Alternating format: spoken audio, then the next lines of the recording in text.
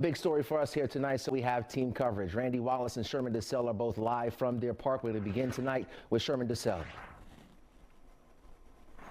Hey, good evening, Rashi Anthony. I'm outside of the Deer Park Police Department's office awaiting a press conference with Harris County officials. That includes Harris County Sheriff Ed Gonzalez. I spoke with him as he walked in briefly. He said he and his team needed a few minutes to huddle up and gather information before they relay the latest information to us. So we are waiting on a press conference. Here on Center Street, it's clear, but closer toward the PEMEX off of 225 and Center Street, it was a little bit congested. Wasn't a major traffic problem for myself, but it was a traffic problem for my other colleague, Randy Wallace, as he tried to get here to talk to some residents and get to some type of reaction. But more of what we know so far. So PEMEX sent out a recent statement.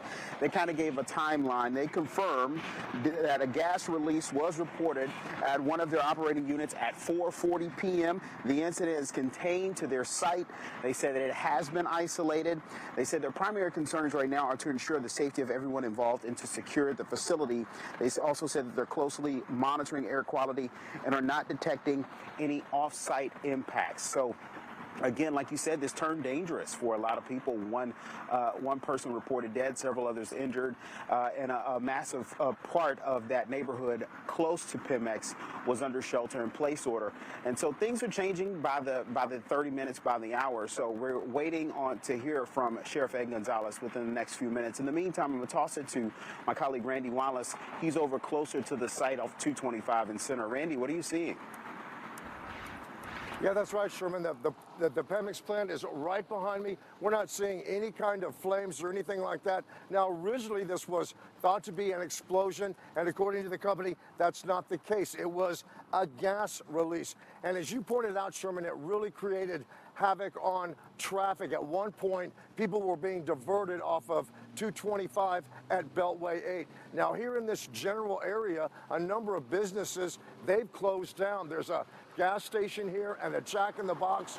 They both closed. And again, there is a shelter in place. Now, a few moments ago, we spoke to a man who works nearby. And as you can imagine, if you do this kind of thing for a living, you work at one of these plants, something like this really has to shake you up. Here's what he had to say. Does it concern you when you see something like this happen since you're in this? Definitely, sir. Yes.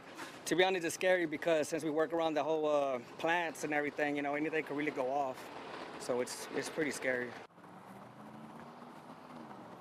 Of course, residents here in Deer Park are already a little on edge. It was just about a month ago when a man ran his SUV into a gas line. It erupted.